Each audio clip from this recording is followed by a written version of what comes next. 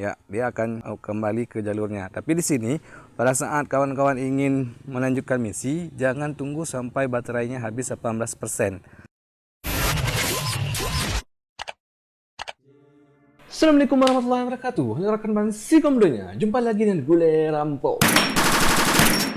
Oke, selamat datang di channel yang membahas tentang tutorial modifikasi drone dan 4 macam playlist lainnya, bos. Jos pokoknya. Oke, pada kesempatan kali ini saya akan membahas tentang tutorial bagaimana cara membuat drone DJI Spark ini bisa menjadi drone untuk pemetaan, bos. Seperti kita ketahui bahwa drone DJI Spark ini banyak yang mengatakan bahwa tidak recommended untuk pemetaan, dan beberapa aplikasi juga tidak mendukung untuk pemetaan bagi drone DJI Spark. Nah, kemarin di grup FB Sky Mapper Mapping, saya mendapatkan informasi bahwa DJI Spark ini bisa digunakan sebagai pemetaan dengan menggunakan satu aplikasi. Yang pasti, aplikasi ini belum sering kita dengar di khalayak ramai, bos. Pasti aplikasi terbaru. Jos pokoknya. Tapi sebelumnya, jangan lupa untuk like video ini jika kawan suka, dan jangan lupa untuk share ke grup WhatsApp, Facebook, dan media-media sosial lainnya jika video ini sangat bermanfaat buat kawan-kawan lainnya. Dan bagi yang belum subscribe, jangan lupa untuk klik subscribe-nya, gratis, bos. Jos pokoknya. Dan bagi yang belum mengaktifkan loncengnya, silakan ting untuk mengaktifkan loncengnya. Apa itu sih pemetaan dengan menggunakan drone? Pemetaan menggunakan drone adalah aktivitas untuk mendapatkan peta wilayah dengan gambar yang dihasilkan oleh drone fotometri. Proses ini menggunakan peta ortodop mozaik atau pemetaan foto. Oke, jos. Bagaimana? Sudah tahu apa itu pemetaan dengan drone? Nah, sekarang drone yang cocok untuk pemetaan apa saja sih? G Phantom Pro, G Mavic 2 Pro, dan G Inspire V2. Itu yang sering-sering digunakan oleh orang yang profesional dalam pemetaan, bos. Selain itu, ada juga drone-drone yang spot untuk proses pemetaan. Oke, ini salah satu contohnya, itu menggunakan aplikasi Pix 4D Capture. Oke, silakan kawan-kawan cek link di deskripsinya untuk mengetahui drone ini apakah drone cocok dengan kawan-kawan atau tidak. Oke, jos pokoknya.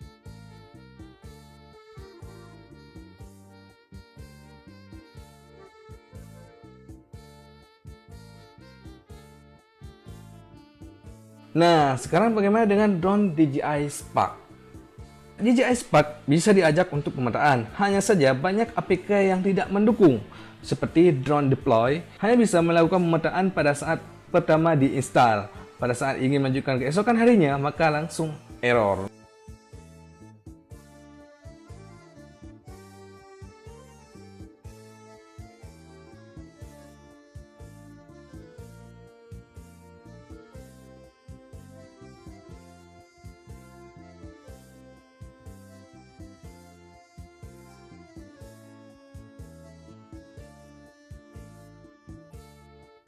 Ada juga APK Pix 4D Capture.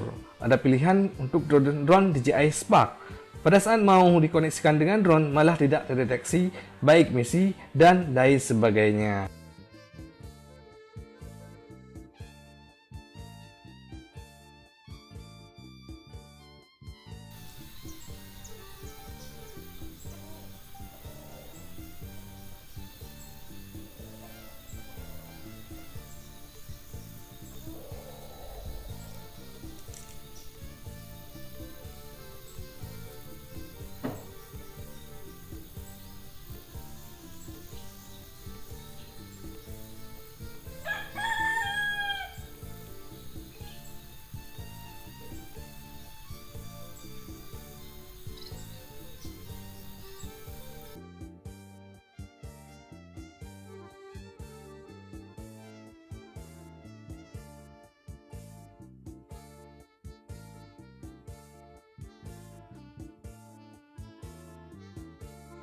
APK yang sering digunakan oleh para profesional itu tidak bisa mendukung untuk drone DJI Spark. Jadi di sini kita menggunakan lain dari dua APK tadi, yaitu 3D Survey Pilot. Inilah APK yang baru dirilis dan saya sudah cek dan alhamdulillah jos pokoknya. Bagaimana proses penggunaannya? Pertama-tama kita install dulu di Google Play Store-nya, bos. Oke, langsung kita cek ke Google Play Store-nya. Pertama-tama kita buka Play Store dan kita cari aplikasi yang bernama 3D 3D Survey Pilot. Nah, ukurannya tidak besar, tinggal kawan-kawan install. Setelah install, oke, sekarang kita langsung buka. Jika sudah terbuka seperti ini, biasanya nanti akan pemasukan data sedikit. Ini saya sudah masukkan data. Langsung sini saya pilih meter dan tidak ada settingan lain. Oke, kita lihat di sini. Nah, di sinilah tutorialnya. Oke, nah di sini bisa import KML, cycle, ROAD, polygon, dan grid. Jadi nanti kawan-kawan bisa pilih mau yang mana. Mau cycle, tinggal tekan cycle. Oke. Jika mau ROAD, berarti sesuai nanti kita pilih titiknya. Oke, ada berapa line. Tapi di sini saya sering pakai grid, jadi mudah dalam proses ordo foto. Nah, jika sudah seperti ini, tinggal kita atur, tekan di layar, langsung keluar nanti ukurannya, kita zoom. Nah, di sini kita bisa rotasi yang samping kanan ini. Bisa kita rotasi bentuknya. Ini juga arahnya harus arah utara, jadi nanti kawan-kawan harus membuat dia harus sejajar dengan arah utara. Oke. Nah, ini bisa kita atur, kita besar kecilkan. Usahakan untuk titik start dan end nya itu harus dalam satu garis. Misal seperti ini. Oke, bisa kita putar. Oke, saya maunya di atas. Oke. Nah, seperti ini udah. Usahakan ini ukuran perseginya itu sama ya, bukan persegi panjang tapi bentuknya persegi. Jadi nanti waktu orto lebih mudah. Dan kita matikan editingnya, kita masuk ke ini. Pitch Angel ini fungsinya untuk memutar ini titik start dan titik end ya. Oke, saya ambil dari 180 biar titik start dan end nya dalam satu garis atau dalam satu arah. Oke, aduh, udahlah, ayo di mana 180 ya, karena tangan saya kebesaran ya, agak susah untuk udahlah. Oke, udah 180 untuk overlap dan slide overlap. Menurut hasil pelatihan kemarin saya ikut di Papua Mapping Center, jika ketinggiannya itu lebih rendah dari 100 meter, itu kita pakai overlapnya tinggi. Jika ketinggiannya itu tinggi, maka kita pakai overlapnya rendah. Nah, ini bisa kita atur overlapnya. Jika misalkan saya pakai ketinggian 100, saya nggak mau tinggi-tinggi aja lah, pakai 65 aja. Oke, maka overlapnya, slide dan overlapnya saya ambil 80%. Nah, oke, slide overlap ini mempengaruhi jumlah foto yang akan didapatkan. Contoh seperti ini, semakin saya kecilkan maka jumlah fotonya semakin berkurang, semakin saya besarkan dia akan bertambah. Untuk font juga sama. Oke. Nah, di sini saya ambil 80%. Max speed ini kita ambil 9 boleh, 10 juga boleh, tapi saya ambil di 9, sering saya pakai di 9. Kamera Angel, untuk kamera Angel kita tidak bisa menggunakan 90 derajat karena drone Spark ini tidak bisa memfoto pada titik vertikal. Jadi di sini saya ambil 85 derajat saja. Nah, jika sudah, ini saya tidak pernah ketik. Nah, fungsi double dan single ini, untuk double itu dia biasanya untuk foto yang 3 dimensi. Nah, kita sering pakai single. Kalau double ini dia menggunakan 2 kali bolak-balik. Nah, contohnya seperti ini. Baterainya kalau ini 5 menit, nah ini 11 menit. Dan jumlah fotonya pun 2 kali lipat. Ini makanya double, 2 kali lipat. Ini berarti mencakup 5 hektar dan 5 menit atau 5,56 menit. Dan untuk GSD-nya ini 1,63 cm per pixel. Jadi nanti kalau kita zoom dia nggak akan terlalu pecah karena ketinggian terbang itu 65 meter. Nah, jika ketinggiannya lebih tinggi, ini juga durasi terbangnya juga akan menurun. Oke, jadi nanti silakan sesuai kawan-kawan saja semua, mau lebih tinggi atau mau rendah. Nah, selanjutnya langsung kita simpan. Nah, berarti di sini kita beri nama latihan. Oke, selesai, save. Nah, jika sudah selesai, perlu diingat untuk durasi terbang baterai di Ice Park ini hanya bisa 6 menit. 6 menit di sini berarti satu baterai di Ice Park ya. Nanti settingannya 18% dia akan langsung RTH walaupun misinya belum selesai. Oke. Nah, jika sudah oke, kita save, kembali save. Nah, untuk mengambil projectnya kita ambil di tempat yang jarum jam ini. Oke. Jika kita mau mengcopy tugas ini, bisa saja kita geser ke kanan. Maka dia, ini menghapus. Kalau geser ke kiri, dia akan mengcopy. Oke, kalau misalkan kita tekan, dia langsung masuk ke misinya. Nah, di sini kita bisa mengatur mau bagaimana, mau bentuk peta, mau seperti ini atau yang ini. Jadi tergantung dari kawan-kawan semua. Oke, jika sudah seperti ini, oke, start end-nya masih salah ya. Oke, saya edit lagi. Sub. Oke. Udah 6 menit. Oke, simpan.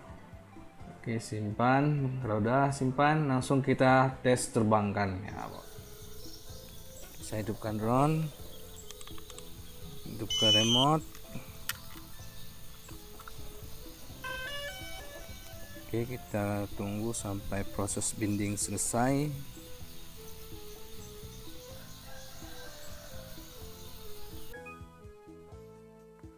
Oke. Di sini yang pertama-tama kita harus masuk ke aplikasi Jigo terlebih dahulu.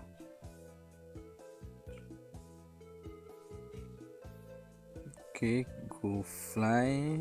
Nah, untuk settingannya di sini low warning 30%. Tapi nanti pada saat terbang menggunakan aplikasi 3D Survey akan RTH pada baterai 18%, bos. Oke, kita matikan ini, langsung kita masuk ke aplikasi 3D Survey. Ini kita matikan secara paksa dan masuk ke aplikasi 3D Survey Pilot. Tekan pada tombol oke. Ini oke kan saja. Kita tekan pada ikon jam dan kita ambil di latihan. Oke, berarti di sini drone-nya belum terkoneksi. Jadi supaya ini terkoneksi kita tunggu sebentar. Jika malas menunggu, kita bisa close paksa. Lalu kita masuk lagi 3D Survey. Dan kita masuk lagi pada misi yang sudah kita buat. Oke, drone-nya sudah terkoneksi, bos. Nah, sekarang kita akan tes terbangkannya. Ada 5 hektar untuk proses terbangnya. Kita cek lagi untuk misinya. Nah, seperti ini. Kamera Angel 90 derajat. Kita akan tes 90 derajat apakah bisa. Menurut saya tes kemarin ini tidak bisa ya. Oke, apa-apa biar nggak penasaran kawan-kawan. Kita tekan play. Kita tunggu sampai semua terchecklist. Oke, sudah. Nah, kita tunggu sampai semuanya hijau.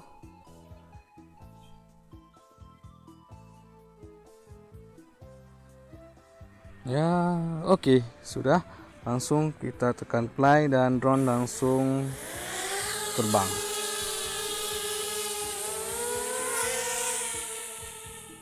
Oke. Kita bisa lihat telemetrinya. di atas itu 3,0 untuk kecepatan naik tinggi itu, dan untuk horizontal untuk terbang mendatar itu belum ada kecepatannya. Oke, ini akan berhenti pada 65 meter seperti yang kita sudah set.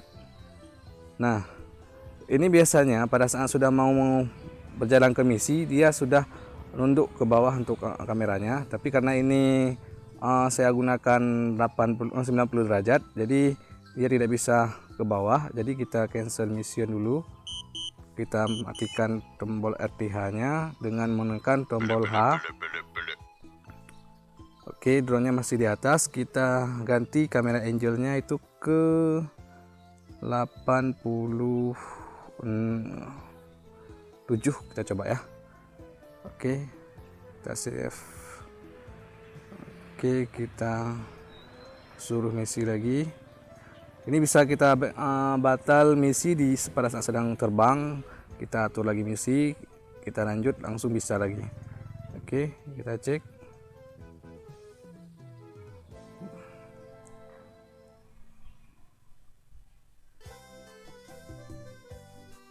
Oke, misi sudah dijalankan tapi kamera masih horizontal, berarti ini salah. Kita cancel, kita akan matikan RTH-nya.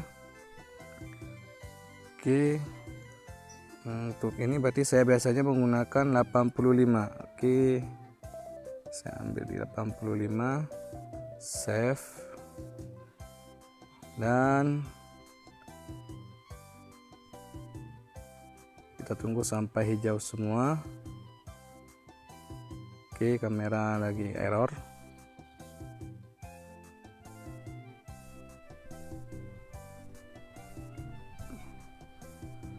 Oke, saya coba turunkan ke bawah menggunakan bawaannya. Oke, saya cek lagi.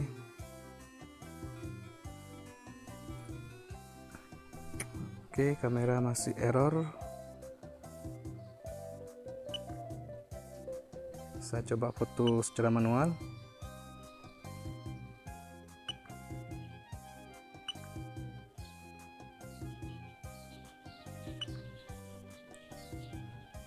Oke, kameranya masih error. Saya coba tekan RTH.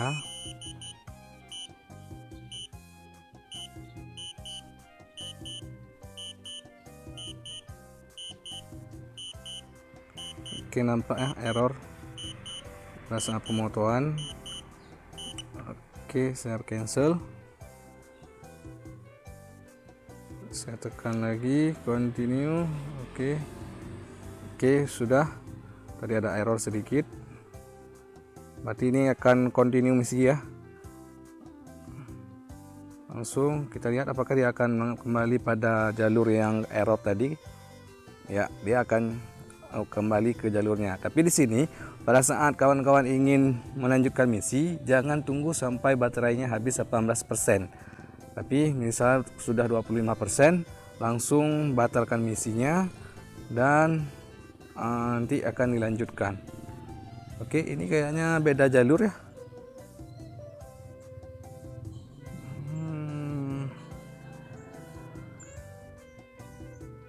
Ya, ini beda jalur. Padahal kan tadi belum maju ke jalur bawah. Mungkin di situ adalah errornya sedikit. Tapi selama saya pakai tidak pernah error. Pas udah mau review ini langsung error ya. Oke, berarti kesimpulannya untuk pengaturannya ya seperti ini. Kalau ketinggian 65 meter ini berarti kita ambil overlapnya 80%. Kalau misalkan sudah ketinggian daerah 150 atau 120, 330 itu overlapnya sekitaran 60% atau 65%. Ya. Untuk max speednya lebih baik dengan kecepatan yang tinggi, karena nanti jika misalkan pada saat lost signal atau terjadi sesuatu, dia pengambilan fotonya akan terganggu. Oke, dan seperti saya katakan tadi, usahakan titik end dan startnya itu harus dalam satu garis. Nah, oke, di sini saya tidak menganjuk misi sampai tuntas karena sudah pernah saya buka misi ini. Nah, sekarang kita akan mengecek hasil dari pengolahan foto menggunakan drone ini. Oke, saya cancel. Dia langsung RTH. Nah, untuk pengolahan fotonya ini kita bisa menggunakan aplikasi Agisoft Metashape atau Pix 4D. Kalau misalkan laptop kawan-kawan itu RAM-nya 4 dan bitnya 64, itu lebih baik pakai Agisoft Metashape. Karena kalau misalkan pakai Pix 4D dia terlalu lama pada saat proses membuat mozaik foto atau ortofoto. Jadi lebih baik pakai Agisoft. Tapi kalau misalkan kamu punya komputer RAM 8 GB atau lebih, itu bisa menggunakan Pix 4D. Untuk hasilnya lebih bagus Pix 4D. Hasilnya lebih tajam. Kalau misalkan Agisoft, kemarin saya tes walaupun ukurannya 100%, dia tetap ada bolong-bolongnya.